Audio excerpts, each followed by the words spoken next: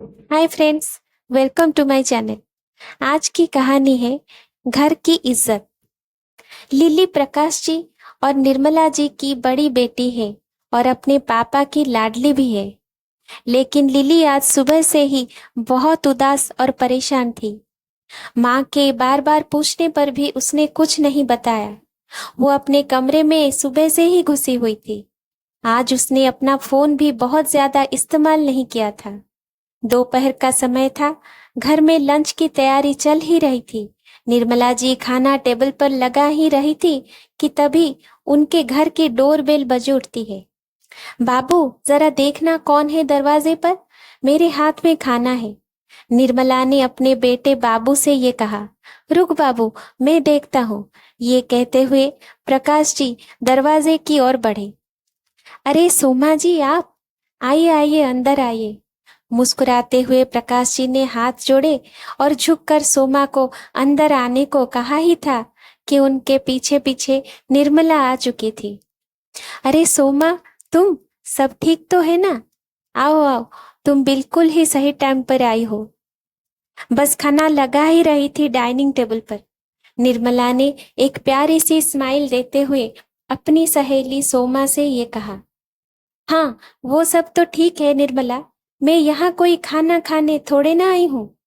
अंदर आते हुए सोमा ने थोड़ा सा जोश दिखाते हुए निर्मला से कहा। क्या हुआ बहन जी? आप तो नाराज लग रही हैं। कोई बात हुई है क्या? प्रकाश जी ने प्रश्न सूचक निगाहों से देखते हुए सोमा से ये पूछा। सोमा ने उनके प्रश्नों का उत्तर ना देते हुए कहा। लिली कहाँ है? अरे, वो अपने कमरे में है। अभी बुलाए देती हूँ। पर क्या उसने कुछ किया है? निर्मला ने फिर से वही प्रश्न किया। लिली का जिक्र चल ही रहा था।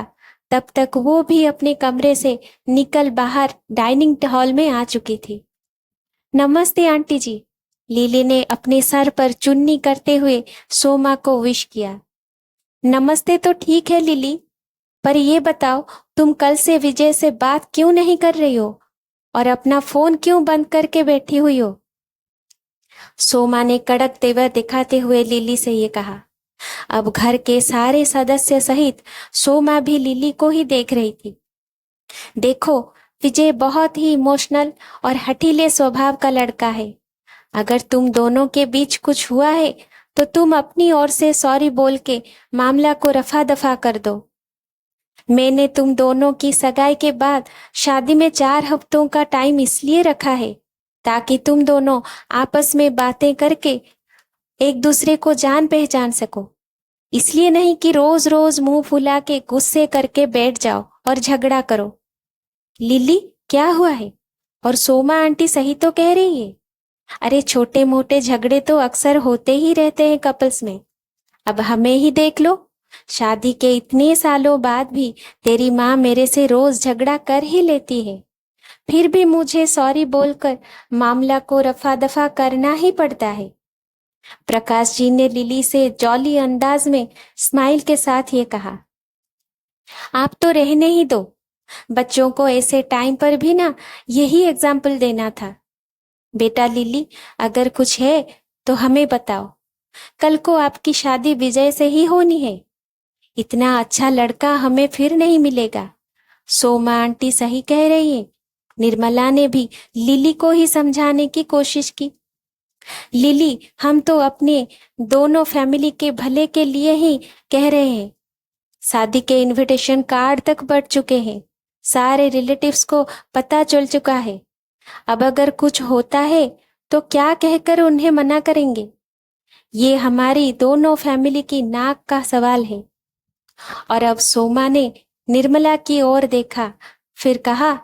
निर्मला, मैंने तुम्हारी बात पर भरोसा करके अपनी बचपन की दोस्ती को रिश्तेदारी में बदलने की कोशिश की थी। लेकिन ये लिली तो कल से विजय को नाराज करके बैठी हुई है। वो कह रहा है, माँ, तुमने न जाने कैसी अनपढ़ टाइप की लड़की ढूंढी है मेरे लिए। अब तू तो जानती है ना निर्मला, मेरा विजय बाहर पढ़ा लिखा है और ऊपर से थोड़ा हठीला स्वभाव का है। अगर उसने एक बार मना कर दिया तो फिर अपने बापू की भी नहीं सुनेगा। अब तू ही देख ले। लिली को उसे सॉरी बोल के मनाना तो पड़ेगा ही। अब लिली कुछ बोलती उससे पहले ही वहां पर बैठी लिली की छोटी बहन मिली बोल पड़ी, दीदी क्यों सॉरी बोलेगी जब उनकी कोई गलती है ही नहीं। सॉरी तो आपको और आपके बेटे विजय जी को ही बोलना चाहिए। मिली की ये बात सुन के सबके सब हक्के बक्के और हैरान होने लगे। क्यों मिली, ये क्या कह रही हो तुम? निर्मला ने आश्चर्य से मिली को ये पूछा। हाँ माँ, मैं सही कह रही हूँ। कल रात को विजय जी वीडियो कॉल पर दीदी को सारे कपड़े उतारने और उनकी न्यूड फोटोज देने की डिमांड कर रहे थे, और जब दी ने ये सब करने से मना कर दिया तो अनपढ़ गवार का ठप्पा लगा के मुंह फुला लिया। यही पढ़ाई की है क्या उन्होंने बाहर जाकर सोमा आंटी? मिली ने रोब झाड़ रही सोमा को उल्टा कटघरे में खड़ा कर दिया। नहीं नहीं, ऐसा नहीं है, तुम शायद गलत समझ रही हो मिली। वो क्या है कि विजय जरा मॉडर्न टाइप का लड़का है ना, तो बोल दिया होगा, इसमें कौन सी बड़ी बात है। और वैसे भी आजकल तो ये सब नॉर्मल हो गया है, सोशल मीडिया के जमाने में ये सब चलता ही है। सोमा ने झूठ मूठ की सफाई देकर अपने बेटे को बचाने की पूरी कोशिश की। अभी तक शांत और गुमसुम खड़ी लिली अपने माँ के गले अब तक लग चुकी थी। आप सही कह रही थी सोमा जी कि ये हमारे दोनों परिवार के लिए इज्जत और नाक का सवाल है।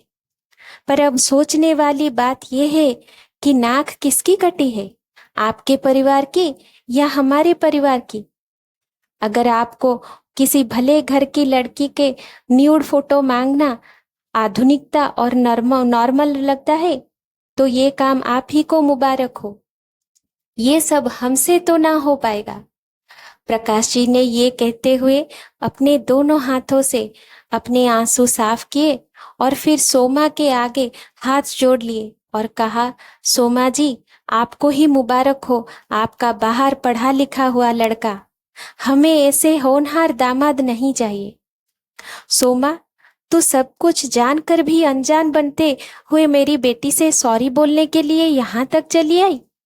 पर कोई बात नहीं, मैं तेरे घर पर तेरे बेटे की इस हरकत पर ये भी कहने नहीं आऊंगी कि तेरा बेटा मेरी बेटी के आगे सॉरी बोले, क्योंकि इतनी छोटी सोच रखने वाले इंसान को मैं अब दोबारा देखना भी पसंद नहीं करूंगी। और तुम्हारे घर के बाहर अपना जूता खोलने और पहनने के लिए भी मुझे झुकना अब गवारा नहीं है। अब तुम जा सकती हो सोमा। सोमा अब कुछ बोलने के लायक ही नहीं बची थी। वो अपना छोटा सा मुंह लिए चुपचाप वहां से जाने लगती है। प्रकाश जी और निर्मला अपनी बेटी को अब गर्व से सीने से लगाते हुए कहते हैं, ऐसा पढ़ा लिखा होने से अनपढ़ गवार ही होना लाख गुना अच्छा है लिली। तो एक सवाल हम सब अपने आप से पूछें कि क्या घर की इज्जत सिर्फ लड़कियों के हाथ में ही होती है, लड़कों के हाथ में नहीं होती है? अगर हर माँ बाप अपने सभी बच्चों को बिना भेदभाव किए अच्छे संस्कार दे, इक्वल सोच दे, जैसे कि हर कई घरों में सिर्फ लड़कियों को ही यही दिया जाता है, लड़कों को नहीं, तो एक ऐसा दिन भी हम जरूर देख पाएंगे जब देश में रेप, सेक्सुअल अब्यूज, दहेज के लिए हत्या, ये सब ना के बराबर हो जाएगा।